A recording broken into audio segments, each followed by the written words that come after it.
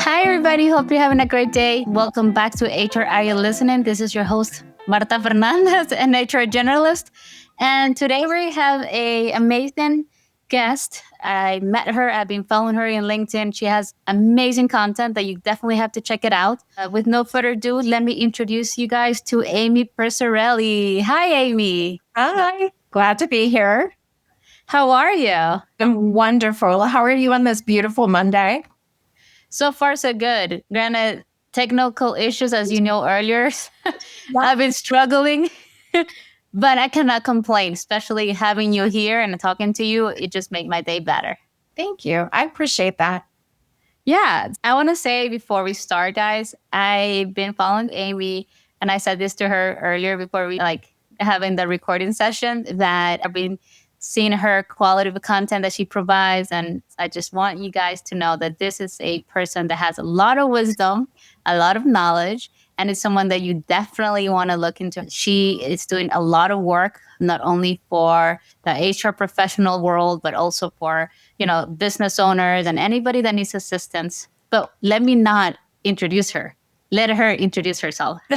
Amy, go ahead. Thank you so much. Good afternoon. Again, thank you so much for having me on.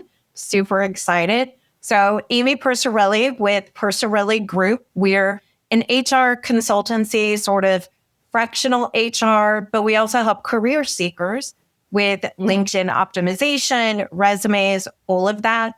Our motto, it's a motto, but it's actually what I live by. We love HR, so you don't have to. Not everybody loves HR, has the passion for it.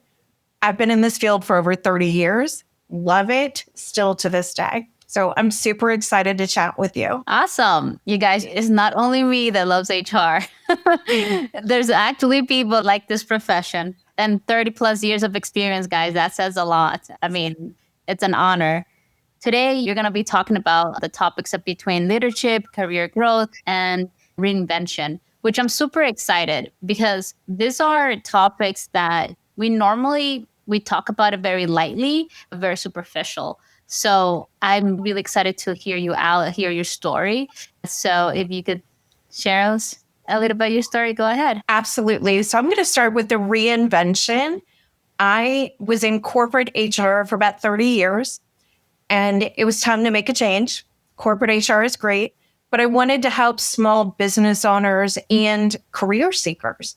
You can't do that when you work for corporate. So I started my own agency so that I can help those businesses. Some are brand new. Some have been around for a while, but they can't even spell HR, let alone have it on site. So it was really reinventing myself from that corporate, you work 70 plus hours a week for someone else, to working fractionally for these different businesses and seeing what do they need and how do they need it. And that's everything I do is custom. There's no cookie cutter. And I tell people the only cookie cutter I have is when I bake. That's it. So it's really that reinvention of me as an HR, support person to help a company, whether it's a tech company, a medical company, or whatever, help them recreate that sort of workplace where they're happy and their employees are happy as well. Can I interrupt very quickly? And when we talk about reinvention, what do you understand? Like, what is it in your mind, what reinvention is? Because reinvention can mean different things. And you said it's reinventing yourself, which sounds like you had to do some internal digging, some readjustments, alignments of values. Can you elaborate a little bit about that? Absolutely. So my values have never changed, but running your own business, you get to stick to those values. You don't have to listen to a corporate set of core values. So mine is to always be ethical, transparent, and upstanding. So I got to take away the corporate, what they require, take off that coat, put on the coat of these are Amy's ethics and standards, and then instill those in the companies that I work with. So when I go into a company, I'm like, oh, we need to fix this. Instead of there being, let me go back to corporate, see if we can do that, I can say, this is why. This is what will help you. So then I call it reinventing because I got to take off the coat, put on the shiny little happy HR coat that I love of being that transparent. I can also bring empathy to the table, which is very different than some of our corporate feels. Good. Before we move on, I really want to make a difference between corporate world and small, medium enterprises. I know we talk a lot about, and even myself, I talk about like there's a difference between corporate and you right now you're just saying, hey, there's a difference in even how you handle business and how you present yourself to your customers and to anybody that meets you. So in your own way of thinking, can you explain to us what is it the difference for you in your eyes? Right. So to me, it's huge. If you work in corporate HR, I know everything about you. You know the pictures on my desk. That's it. When you go to work in those small businesses, they're not. They're buying your service, but they're not. They're buying you as a human. So they want to know what's your personality, what's your style, because maybe our styles don't match. Maybe I'm hard-headed, maybe they're hard-headed, and we can't get past that sort of core. So it's really the personal mixed with the professional that is very different than any experience I had previously in a corporate setting. And then also, you don't have to answer to the 27 people above you. This generally is one or two owners that they want to continue to grow or build their workplace based on their specific values, rules, regulations, and of course, federal and state. But it's a more personal approach than the corporate sector. Yeah. And can I ask, do you think there's a difference between Amy corporate versus Amy now as a, Purciarele company? Like thinking about yourself, like there's one thing that I can share that this makes a difference, like before and after? Yeah, absolutely. So my core is always the same, but I've learned since I opened my company how to share personal with people that I work with and for. That's never happened in my life. I'm very much a separation. And my kids even make fun of me. They're like, isn't that challenging? I'm like, it is, but I'm learning to come in with, I don't have to have this very strict black and white personality or thought process. I can actually dive deep into policies and procedures and bring the fun a little bit to it, but definitely my personality, a little more empathy and compassion than, sort of is allowed in a black or white world. Yeah. Well, I mean, saying reinvention says a lot because you really have to stop doing different habits that you picked up in the corporate world, which is very interesting because you just said, hey, like, even my kids are like, isn't it you? Is this you, mom? Are you doing? What happened to you? Yeah. Kids know, like actually kids pay attention how parents depend on the work environment. Right. They will be like, oh, mom is different now, which I'm not sure if it's good or bad for them, but. Oh, it's good. They're 33-ish, so they're fine. But it's good because instead of that stress of having to put on that mask of corporate, it's really the stress of that nature isn't there anymore. It's like, I have amazing clients, and if they're terrible, I can fire them. And I haven't had to, and they haven't fired me, which is great. But you have that up your sleeve, and in corporate, you don't. You work for the box, or you leave the box and go somewhere else. So it's freeing, and it's just so much. It's more natural with my personality. Wow. I mean, definitely that's a reinvention. Again, moving away from habits that you picked up during the process of the corporate world versus what it is now. It's slowly, and people don't notice it, right? I want to ask how long your company has been open. So May was officially 2 years. So about 2.5 years now. Wow. On paper, May, 2 years. September was really the 2. I needed a little bit of time. The sun does not rise at 5 a.m. and set at midnight. I didn't know that for my corporate career. So I had to figure those things out. And that definitely was a reinvention, sleeping in and taking care of yourself. So it took a little bit of time to get to this phase of let's open the proverbial door and be ready to help people. Wow. I mean, again, talking about reinvention, that says a lot too, right? Like just Yes. changing your habits and not only your business habits and how you do business.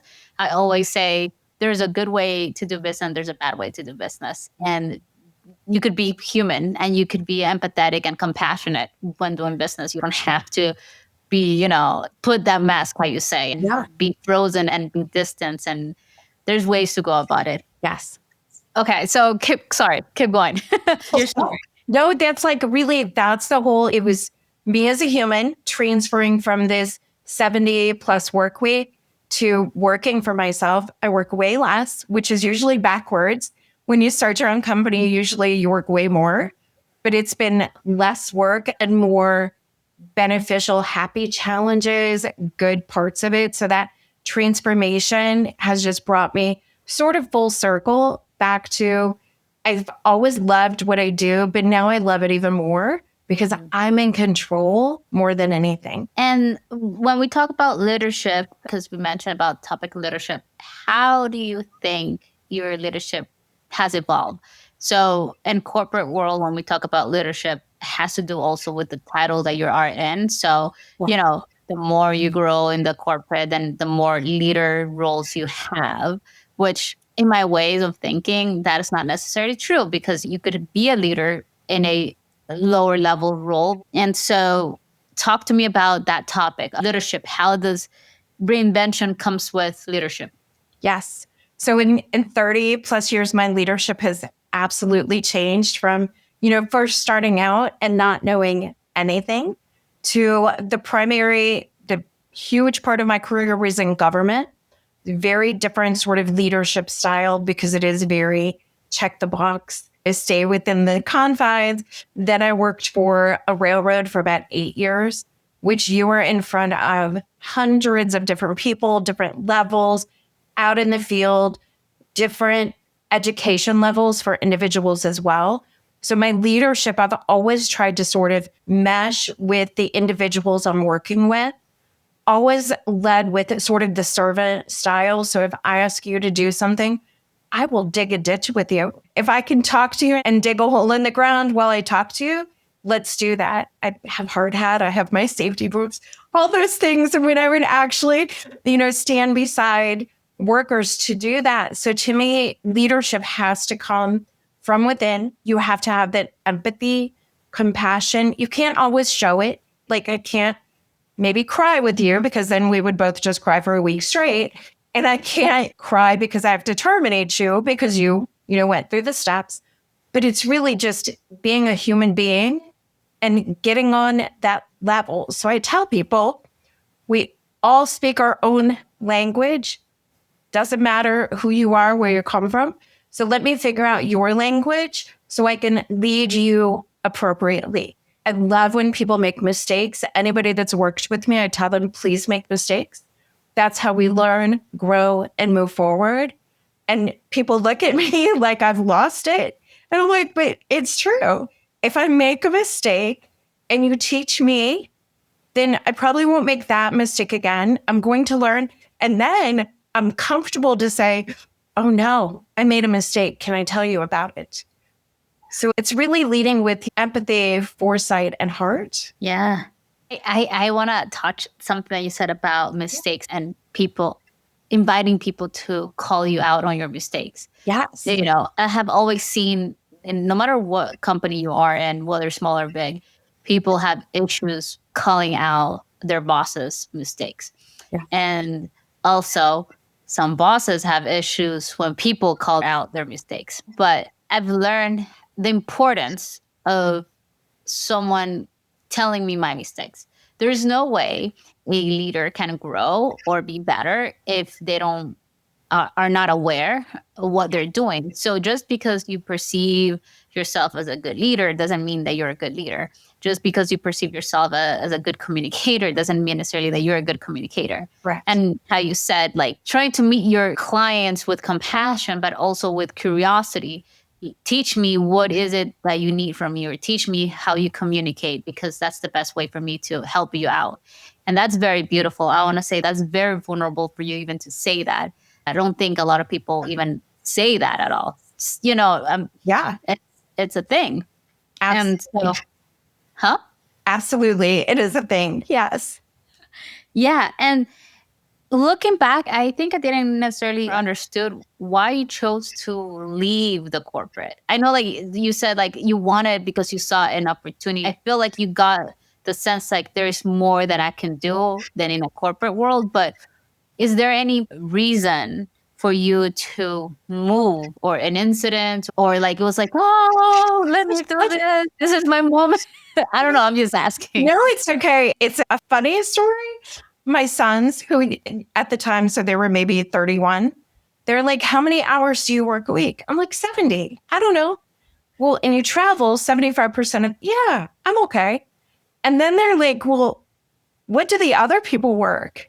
And I'm like, oh, well, so you start peeling back, those layers. And I'm like, and I told you I listened to one of your other podcasts where the individual talked about burnout. And he's like, I'm burnt out. I didn't know it. I'm like, oh, I asked for an additional assistant for months, and it was next month, next month, next month. And I'm like, you know what? They know I'm a workaholic. It will never change. And now that I've peeled back those layers, it's like, oh, let's figure this out. And I have a dear friend. She used to work for me. She hates HR, so she quit. They started several businesses, and she said, if you ever leave your job, we will be your first client. And Wow. I called her and I said, I'm thinking, and she's like, make it happen. So within a day, I had my business plan, I had my name, I had my logo. And then a couple of weeks later, I turned in a 1 month notice, worked for a month for the company that thought I would never leave. And then, sort of jumped off this deep end. So being a corporate employee, I mean, I was paid well. So my charitable donations were cash, which is great. Now running my own business, you work a little bit harder for your money. My charitable donations, I get to actually volunteer in person. Wow. I work on a non-for-profit board. So I feel it's more fulfilling than the cash aspect. So it's like I gave up this, but I gained all of this here. The finances are not the same, but everything else is so much better. You can breathe. You wake up in the morning and it's like, I'm in control of my own destiny today, whether I make it, break it, or in between. So that's a very long story as to why I left, but it's actually peeling back those layers and seeing, oof, that's a lot. Yeah. Yeah. This is very inspiring because the fact that you decided to pivot, and the other topic you bring into the table is career growth. So let's introduce that one here. Yeah. The moment that you decide to pivot, but it took a moment for someone to ask something so simple, like, your kids, and someone like your colleague to say, hey, I'm here for you. I'm ready when you're ready. And it just, when the time just clicks, and it's a moment where you're like, oh my God, like, and that career growth, it's something that you don't even see it as. The way I perceive it is, okay, I discover I'm reinventing myself. At that moment, you already started reinventing yourself. The moment that you say, let me get out of here, let me do something else on my terms. And so I would love to ask, what's the career growth, as an HR professional, and have seen the difference between career growth in a corporate world. Is there's any difference with your career growth? Absolutely. So there are certain things about HR I love and certain I never want to touch again. Payroll and benefits, somebody else can do that. So I've been able to grow, in the different sector. As I pick up a client, I learn all about their industry. I have tech clients, medical clients. I knew nothing before. So now I can learn what are the differences, not necessarily HR wise, right? But people wise. So I've been able to grow my knowledge base. I love to learn. And it's allowed me to learn on those different levels. That's sticking with, one company, you learn what they do. They make widgets or whatever. I've been able to expand my knowledge to be able to help even more folks. I work throughout the US, which my last job I did as well, but this one a little bit more because it's those small businesses. So I've had to learn more than when I was in my last corporate job, which I love. So you're continually building really on that resume sort of for your career growth. And that also translates to your leadership, right? Because you said, hey, like I'm building my knowledge to all these different industries that I would have never even imagined that will be helping out. I want to circle back to that leadership aspect, because how do your leadership style have adjusted with your diverse profile, diverse portfolio of clients that you have now? So it's very similar to where I just left, because where I left, I had 1,000 individuals in different states, positions, etc., where you really have to learn your style and how you need to be spoken to. That's really a basic way of saying it. I carried that into this. So if they're in the medical field, I understand many doctors, direct to the point, don't beat around the bush, give it to me, have a nice day. Some of the tech folks, they want to know the hows and the whys and the whos. So I've learned how to adjust to each of those different fields.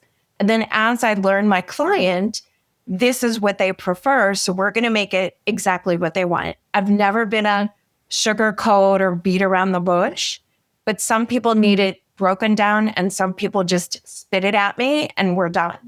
So it's given that leadership growth to continue honing my skill, to work with individuals regardless of where they come from, so that I'm not speaking over them. I'm not using the, ADA, FLSA, those kind of things that they're like, what the heck is that?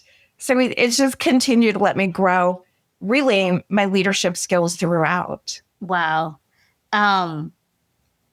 So you mentioned, and I forgot to ask, you mentioned about burnout. And I know it's not in our current topics, but I do want to go back very quickly, because pivoting to your career path and being a better leader, I guess acknowledging part of your burnout situation that led to move out from the past job role that you had play a factor. And also, I guess it would reinvent yourself to be a healthier HR person and leader and setting boundaries, all this fun stuff that we've always talked about, burned out when you're burned out. I would love for you to elaborate about that and how that transformed you to not only the person that you are today, but, the leader that you are for your company. Yeah, thank you. So it's funny. We can see burnout in everybody but ourselves, I think. Me working 70 plus hours a week, 7 days a week, I thought, oh, this is great. Love it. You had zero downtime, no time to think about what's tomorrow, plan for tomorrow, all of those things. So when I resigned and stepped away, I'm like, what do you do for 20 hours a day? Because I would be up between 4 and 5 in the morning and go to bed around midnight and, work during that time. So it's like, oh, what do people do? So they had to sort of, learn, like, that's burnout. Wow, look at that.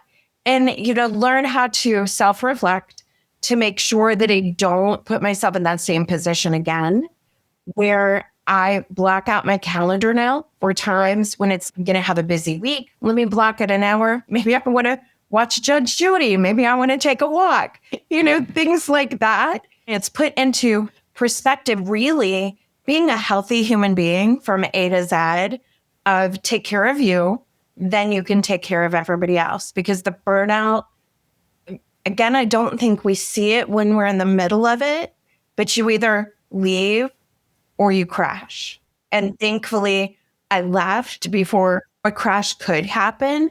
But we've seen it, I think, with colleagues that we tell them, you need to take a break. I can't take a break. Well, you have to, or this will happen. And sometimes they see it, and sometimes they end up burnt out, and they just throw the papers up in the air and walk out of the office. It's hard to see it in yourself until I think you start to peel back. Like I said, I peeled back the layers, and it's like, oh, what? Yeah, it's kind of like you get stuck in a comfortable zone, I call it. Like if you are in that world, like a corporate, you're more likely to stay stuck in that comfortable zone, is what you know. And it's not like you're not wanting to grow. It's just your growth is very like up and down in the corporate world versus now you're an entrepreneur, you have your own business. Your growth is fluctuates from sideways, up and down. It looks very different. Yeah. And going back to the reinvention conversation, sorry guys, I'm bumping around. That's just because my brain is going everywhere. But reinvention, how much reinvention happened with your personal life versus your professional life? Because you mentioned earlier that your kids make a stand on mom. There's two moms, mom business mom and mom. And so reinventing yourself also comes down to creating self-awareness, and you talk about it and reflecting and whatnot. Can you talk a little about that? How your reinvention affect your personal life and your professional side of you? Yeah, absolutely. So it's the stress is, and everybody has stress that's natural, but the stress of running my own business is a tenth of when I worked in corporate.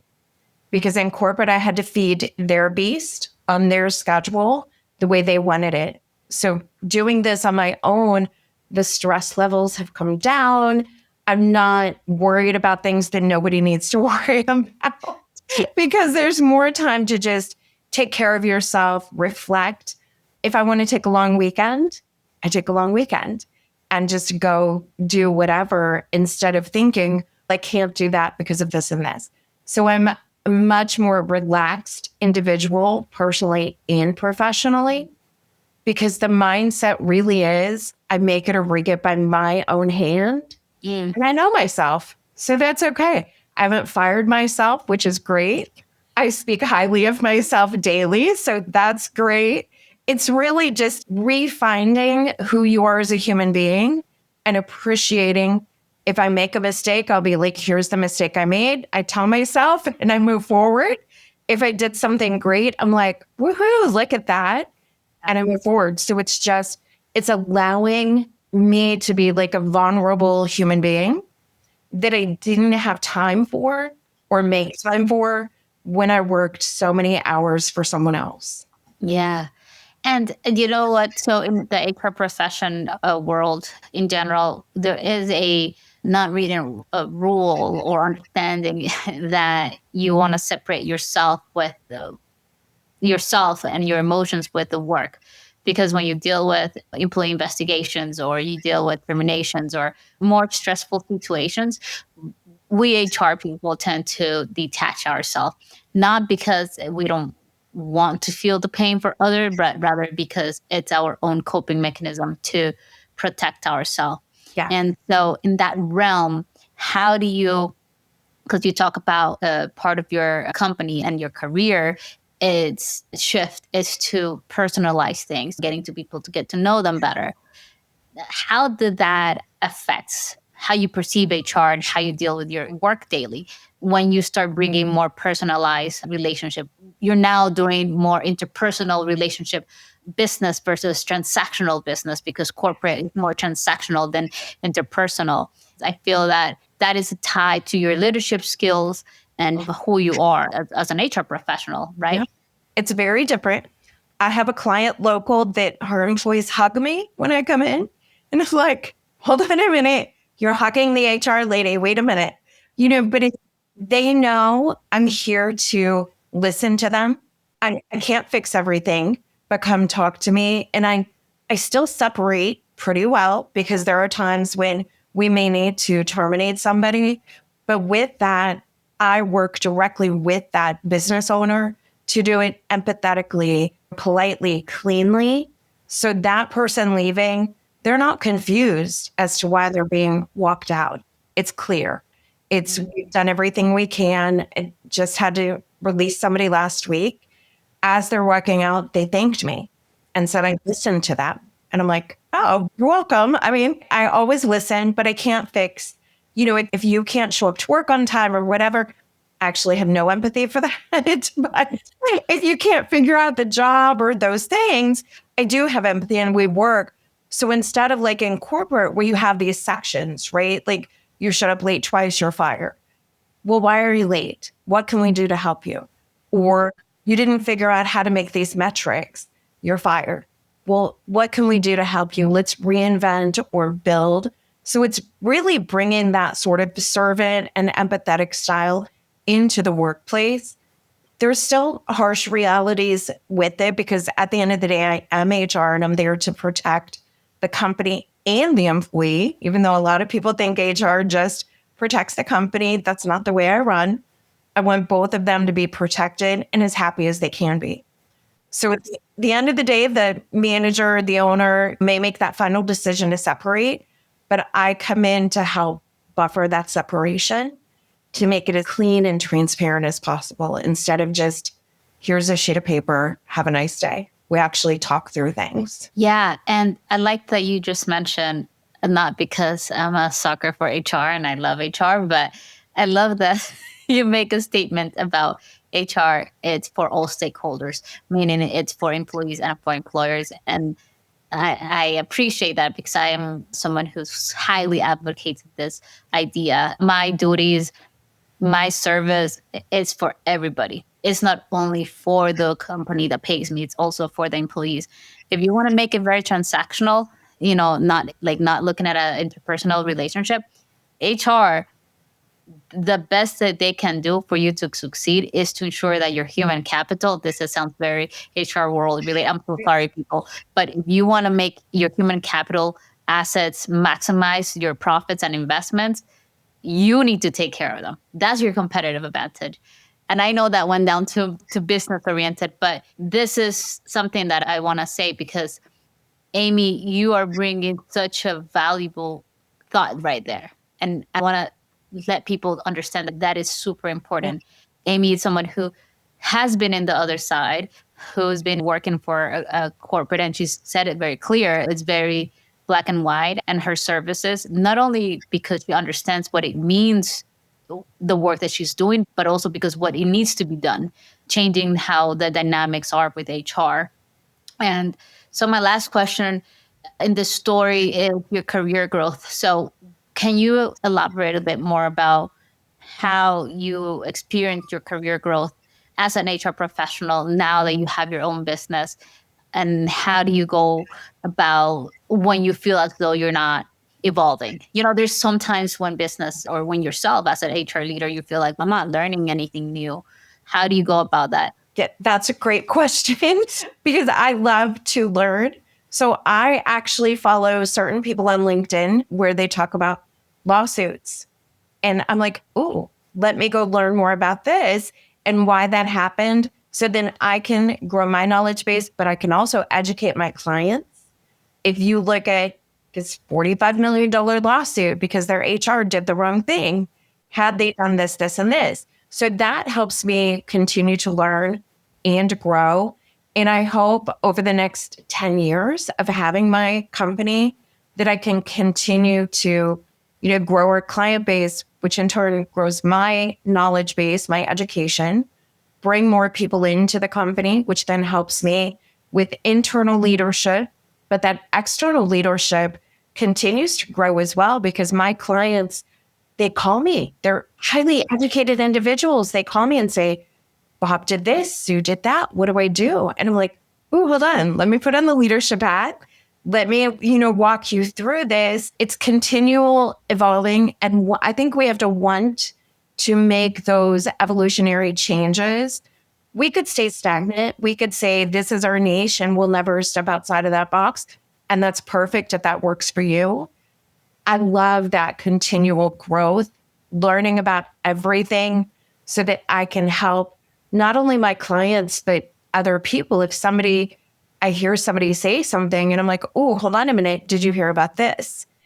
But no matter where I'm at, whether I'm being paid by a client, a career seeker has a question, or I'm just out and about, I want to be able to help others with the education base and soft leadership in many styles. Wow, that's beautiful. I think I wanted to ask challenges. There's any challenge that you have to face, in particular, reinventing yourself as a leader, as a business owner, and as you grow this career path? Like, if there's one thing that you would say to me, hey, Marta, not everything is peaches and rainbows, right? Like Yes. acknowledging that you reinvent yourself comes with some sort of a vulnerability. You telling me that, hey, I reinvent myself. I did some changes within me. That is super vulnerable and very brave to do, because sometimes people don't acknowledge that I had to change myself to be better. I didn't think that we talked about one of potential challenges that you had in that journey. I'm actually going to give you two. One of my favorite, I say that when you work for corporate, they give you tacos. Here's your taco. When you work for yourself, you have to hunt for tacos. Where's the shell, the meat, the cheese, all of those things. So even if you're the best HR person in the universe, now you have to figure out, how do I talk to people so that they know I can take this, I can do this. So that to me is building the tacos. And in corporate HR specifically, I think we don't network. We don't network with other people. There may not be a need to do that. I had to learn how to network. I'm not a salesperson. I'll never be one, don't want to be one. But how do I convey that I am great at what I do? I can solve these problems for you. So I've taken the past a little over a year. I joined a networking community so I could learn how to speak positively, pat myself on the back, which I think is something that we're sometimes challenged to do, to talk about how good we are, even if we are. So I've had to reinvent that side of me to do the networking, to see people in a crowd, and I can go up and speak to you and not sort of run the other way with my tail between my legs, which I maybe would have done 2 years ago. So it's really those two things, right? Knowing that nobody's going to hand you the work. You have to go find it. And that to me is the hunting for tacos. The networking, nobody's going to come over and say, oh, I see you have on an HR hat. What can you do for me? We have to go up to them, whether it's in person and, campaigns or whatever, to sort of sell ourselves in a soft way that they understand we're here to help. How can I help you? Yeah. Wow. That's beautiful. I'm very impressed, because I feel like the fact that you just said, hey, like I need to not only reinvent myself, but also regain new skills that maybe I lost because I was in a position that didn't need those skills.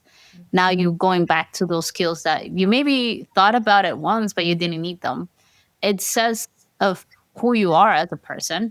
And challenges can be terrifying, especially when you have to look at your mirror and you just said, hey, like, how could I pat myself when you tend to always see the ugly side of you? Like, we're most likely so critical of our own selves, and we only nitpick what we don't like about ourselves, which kind of ends to the whole conversation, but I'm not going to get into it. The imposter syndrome, how we go about ourselves. I appreciate you for sharing this story, because even though it's very simple or sounds simple, comes with a lot of courage, comes with a lot of vulnerability, comes with a lot of self-awareness, to be honest, to tell your story in this tone. I'm pretty sure you have your own grievances, because sometimes you had to let go one thing about yourself that you're like, I don't want to let go. I feel uncomfortable letting go. You just said, well, to be more specific, including personalizing and building those interpersonal relationships can be very uncomfortable to people, Yes. So I want to wrap this up, but do you have any advice, any knowledge, anything that you want to share to the audience related to your topic that you think that is worth for them, especially maybe for those people who are thinking about pivoting? They don't have the courage to pivot to another career because they think they don't have it. Or tell me whatever you feel like. I'll be content with any knowledge that you share. I will give you the advice my sons gave me when I said, why, what will happen? And they said, what's the worst thing that could happen? If you quit your job and start your own company, what's the worst that could happen? I live with the motto, if what I do today, will somebody die because of what I do? Yes. I'm in the wrong field. What am I doing? No. Okay. We can fix anything. So it really is, find one piece of yourself that's strong, build that, jump out of that building with your parachute, make that pivot. Life is perfect. And if it's not what you want, go back to corporate. That's okay. That's okay. That's actually true. There is no reason why not to do things. Yeah. Really, as long as you feel comfortable. Also, granted, it takes bravery. So anybody that make those decisions, kudos to you. It's not an easy decision to make. I want to share my thoughts very quickly on something that I learned from you, and it's being candid to yourself. You sounded very candid today on your story. You show yourself humble enough, but also very knowledgeable, and in the terms of how you present yourself as a leader says a lot, because in this story, leadership changes according to where you're at, and how you said corporate world leadership roles are completely viewed differently versus a leader person who has its own business. And presenting yourself as a leader, you're not only representing yourself as as Amy, you're presenting also your company. And henceforth, you have to learn how to transmit yourself in a candid way. And I think that is something that I've learned today. It's how you say it. I'm not a salesperson. I'm not pitching myself. I just need to show up enough for people to understand that this is what I'm good at. And I hope you guys to see that as it is. And so this story, leadership and career growth and reinvention plays a big factor. But for me, the topic here comes down to being candid to yourself and presenting yourself in a very humble and vulnerable way, and acknowledging that for you to be a good leader, it's important to be vulnerable. Accept that you have faults, that you have mistakes, and embrace those mistakes and embrace those moments when people call you out rather than shy away from them. So that's something that I've learned today from you. I love that. Thank you. Yeah. There's anything else before we close up this episode? No, I appreciate you so much. Thank you for your thoughtful questions and making this super easy. I try. You don't understand. No, I'm joking. It's so good, guys. Actually, Amy's a beautiful human being. It's easy to talk to her, as you can tell. But that's all for us today, guys. If you have any questions or concerns or anything that you want to share to Amy, or if you want to reach out to her, I'll link her LinkedIn down below and all the information that she can provide to us, where you can reach her company, website, and whatnot. And yeah, that's all for you guys. I hope you enjoyed this episode, and see you in the next one. Bye, guys. Thank you.